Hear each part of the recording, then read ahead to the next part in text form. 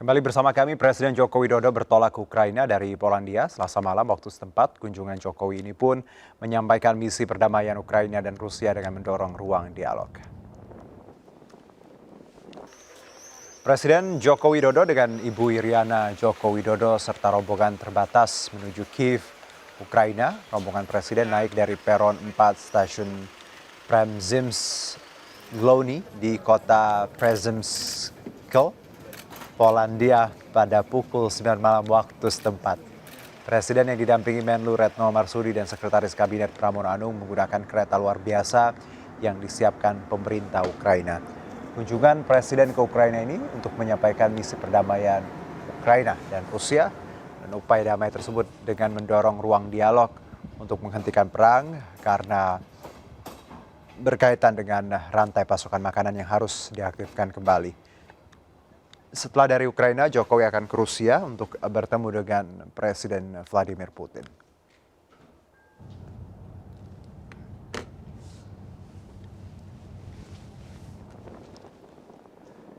Ya, kita lanjutkan dialog dengan Wakil Ketua Umum Partai Perindo, ada Mas Boyke Nofrizon dan pemimpin redaksi Koran Sindo, Mas Pung Purwanto. Saya ke Mas Boyke terlebih dahulu. Tadi kita sempat terpotong, Anda menyebutkan bahwa langkah yang diambil Presiden Jokowi adalah langkah yang baik, langkah yang luar biasa. Silakan dilanjutkan, Mas Boyke.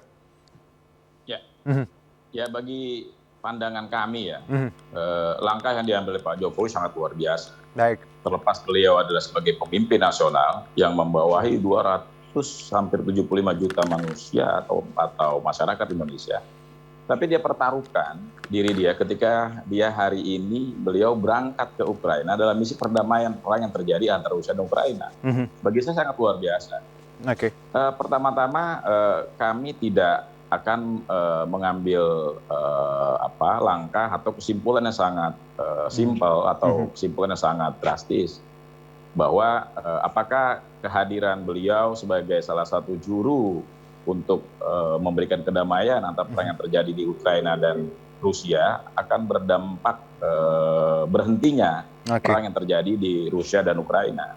Tapi terlebih dahulu saya menilai bahwa ada sisi dan misi kemanusiaan ini yang jauh lebih luar biasa. Misi kemanusiaan dan misi moralitas. Tidak semua pemimpin saat ini akan mengambil langkah yang saya anggap sangat ekstrim dan luar biasa ya. Bagi saya luar biasa, langkah yang ekstrim. Tidak semua pemimpin-pemimpin besar yang mengambil langkah seperti ini. Karena kita tahu bahwa Indonesia adalah negara besar. Ketika Pak Jokowi mengambil pilihan untuk berangkat ke Ukraina dan ke Rusia untuk mencoba menjadi salah satu tokoh yang bisa mendamaikan konflik yang terjadi antara Ukraina dan Rusia, bagi saya ini sangat luar biasa. Beliau pertaruhkan diri dia, beliau pertaruhkan bangsa ini, dan juga di situ ada ibu negara. Dia pertaruhkan ibu negara, istri dia. Jadi kalau persoalan yang terjadi di sana, bagi saya ini luar biasa. Tapi di satu sisi kita melihat bahwa ide dan langkah baik ini mudah-mudahan insya Allah mendapatkan restu dari Allah Subhanahu Wa Taala.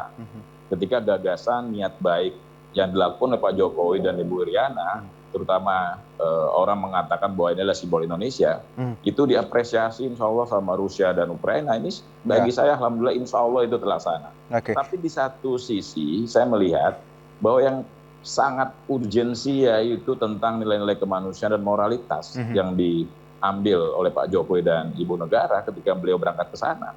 Berapa sih pasukan yang hari ini mendampingi beliau? Hanya 35 pasukan khusus.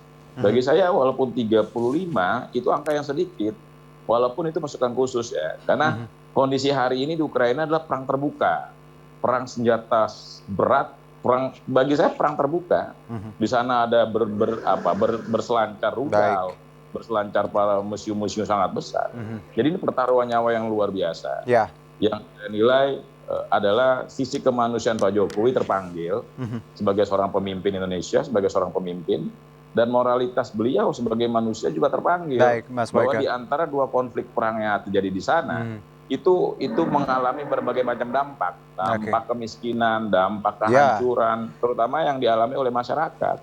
Nah, mungkin Pak Jokowi dan Bu Riana ke sana menilai bahwa di sana ada dampak manusiawi. Oke. Sehingga beliau sebagai seorang pemimpin besar di Asia, pemimpin Indonesia, memiliki kepentingan kemanusiaan. Nah, ini yang sulit Baik. bagi saya. Ini yang jarang bisa dilakukan. Baik, Beliau Mas pertaruhkan diri beliau ada di sana. Oke, kita tahu dari catatan saya juga Indonesia memang negara Asia pertama yang melakukan kunjungannya di konflik ini sejak perang terbuka ini terjadi. Nah, saya ke Mas Bung, kalau kita tadi yang dipahami Mas Boyke menarik bahwa ada gesture spesial di sini, bahwa presiden tidak hanya hadir sebagai personal tapi juga membawa ibu negara. Kalau dari perspektif Koran Sindo sendiri, apakah di sini ditegaskan bahwa Indonesia memang benar-benar concern dan ingin mengambil tadi tindakan serius, dialog yang serius untuk meredakan ini dengan tadi tidak hanya presiden yang tadi berani untuk berangkat tapi bahkan membawa sosok ibu negara. Kalau dari Anda Mas Bung seperti apa? Ya, saya pikir ini memang istimewa gitu ya. Oke. Artinya kan di dalam zona yang perang terbuka itu kan untuk kepala negara keselamatannya kan tetap harus dipertimbangkan matang dengan tim yang kecil, itu ada 35 atau 39 gitu ya. Itu menurut saya sih dengan situasi yang sangat begitu memang risikonya sangat tinggi.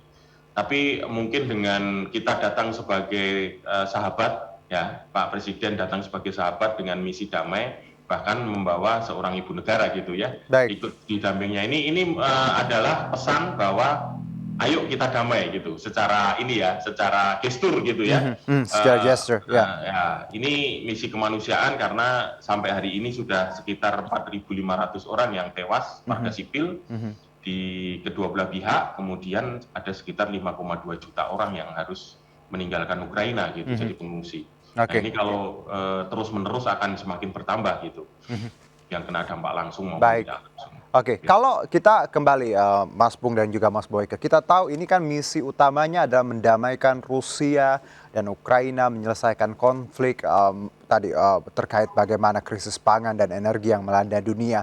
Tapi ada anggapan kalau cuma semata-mata menemui atau berdialog dengan Rusia dan Ukraina tanpa juga melihat beberapa outsider. Kita tahu ada US dan Inggris, NATO, bahkan Tiongkok sebagai proksi keseimbangan geopolitik negara superpower. Apakah Indonesia juga harusnya tidak hanya menggunakan dialognya kepada Rusia ataupun Ukraina, tapi juga menjamah juga beberapa negara yang secara tidak langsung terlibat dengan konflik ini. Saya ke Mas Boyke terlebih dahulu. Jadi gini, objek yang terjadi hari ini adalah peperangan antara Ukraina dan Rusia. Baik. Jadi yang harus disantroni dulu, yang harus didatangi yaitu kedua belah pihak negara yang sedang bertikai. Baik. Nah, persoalan di situ ada China, ada NATO, Amerika, ada Prancis, Jerman, NATO dan lain-lain. Itu bagian dari keberadaan yang terjadi saat ini. Oke. Kalau seandainya keberhasilan atau kedatangan Pak Jokowi dan Ibu Iriana beserta rombongan hadir membawa misi perdamaian, di sana lebih dikedepankan tentang moralitas dan nilai kemanusiaan. Lalu disentuh Presiden Ukraina hadir saat ini Pak Jokowi ke sana, lalu setelah itu beliau datang ke Moskow, ke Rusia ya, ketemu dengan Pak Presiden Rusia, lalu berkomunikasi secara hati ke hati. Baik. Saya berpikir bahwa ini adalah salah satu cara yang harus dilakukan. Karena kenapa? Karena kita harus mengenal karakteristik para pemimpin Indonesia. Pemimpin Indonesia itu sangat teruji di dunia sebagai salah satu manusia yang melahirkan para juru-juru perdamaian di dunia. Nah, mungkin bahwa trah ini akan kembali dan dimiliki oleh Pak Jokowi ketika beliau memiliki keinginan untuk mendamaikan dua situasi negara yang sedang rumit ini adalah bagi saya luar biasa, sangat luar biasa. Kalau kita bicara tentang dampak ekonomi yang dihasilkan Indonesia ketika misalnya berhasil membuat perdamaian di antara Rusia dan ekonomi, bagi saya tidak berdampak apapun.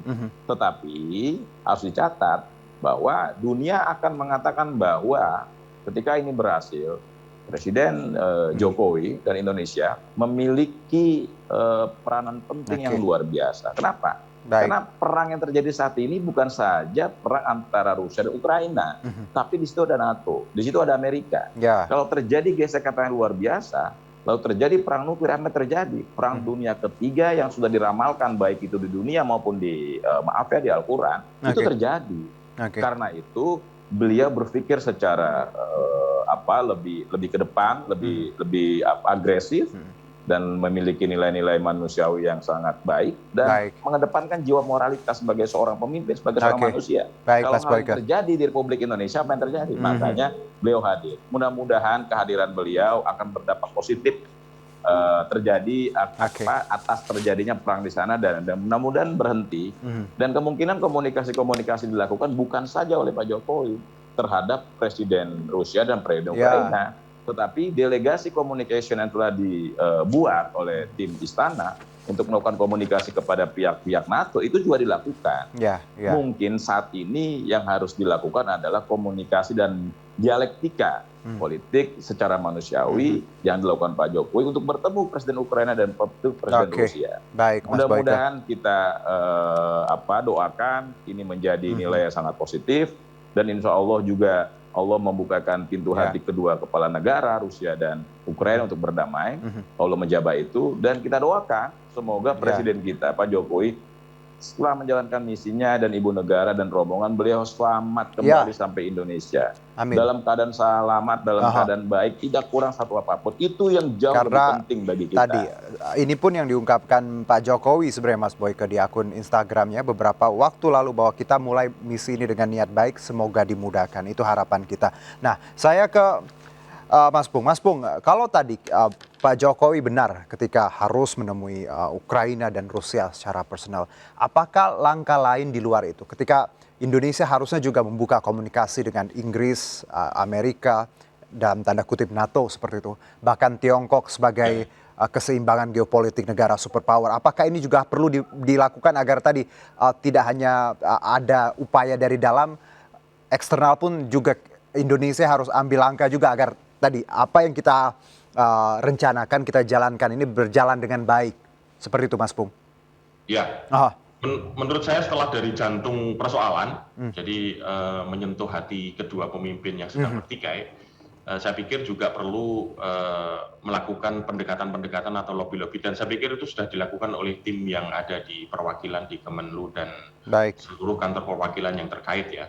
Baik di Amerika, di Rusia, di Cina, di Eropa ya, terutama yang memang memiliki peran khusus. Dan kemarin juga kayaknya juga ada pembicaraan khusus juga ketika di sela-sela G7 itu bertemu dengan Perdana Menteri India, ketemu dengan Perdana Menteri Kanada, dan saya pikir itu mungkin diselipin lah bagian dari itu, bahwa kita akan melakukan upaya itu, bahwa hasil akan diserahkan berikutnya. Nah gitu, artinya ini sudah suatu bentuk keberanian, dan saya yakin ini puncaknya nanti di G20.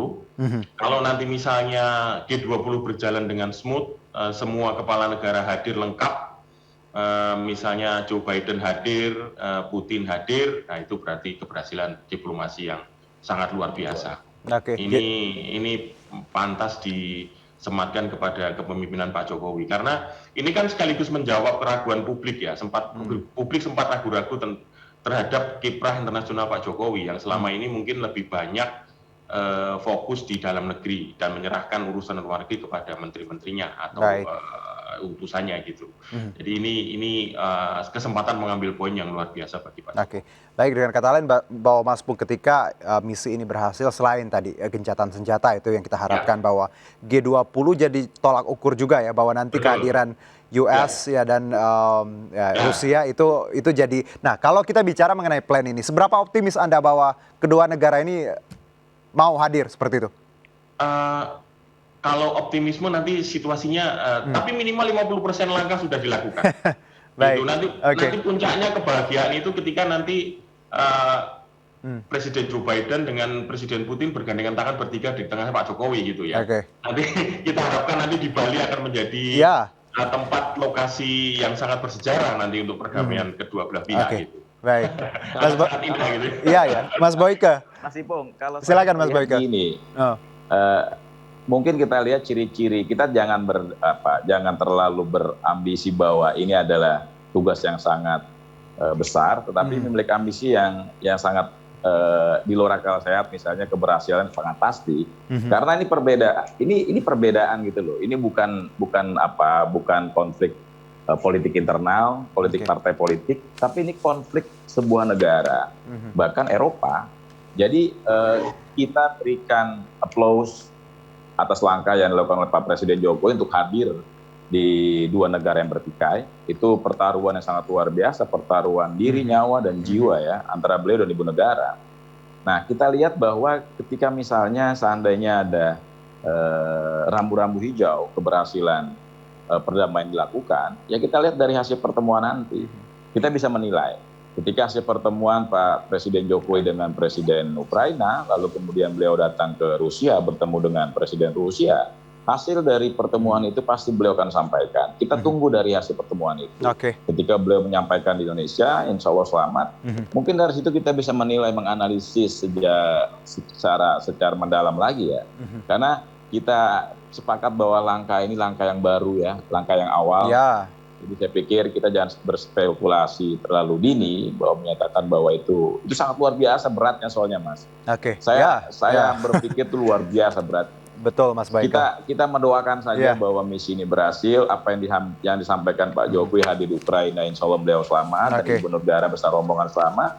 Ketika beliau juga ke Rusia, dan beliau juga selamat dengan ibu negara besar rombongan selamat, lalu sampai di Jakarta dengan selamat. Setelah itu baru kita mendengarkan apa hasil dari pertemuan itu. Kita doakan dulu Mas, bahwa beliau selamat pulang sampai Indonesia. Karena itu konflik terbuka loh Mas, rudal di mana-mana, pasukan misterius di mana-mana. Kita nggak tahu apa yang terjadi. Karena itu saya berharap bahwa Republik masyarakat terbaik Indonesia, saya berharap sesuai dengan agama masing-masing, menyampaikan doa secara terbuka kepada Tuhan Yang Maha Esa, kepada Allah Subhanahu Wa Taala atas keselamatan Pak Jokowi, ibu negara dan rombongan yang berangkat ke sana. Mas Boyke, insya Allah beliau selamat sampai tujuan, sampai di rumah.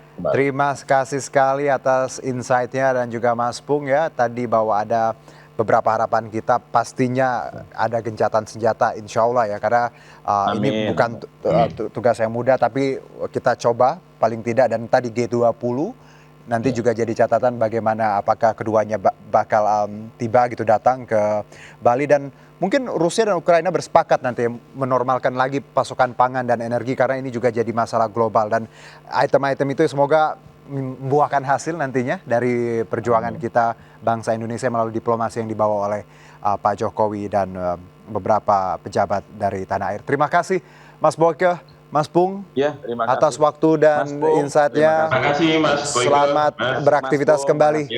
Salam sehat. Kami jeda terlebih dahulu, tetap di MNC News Now.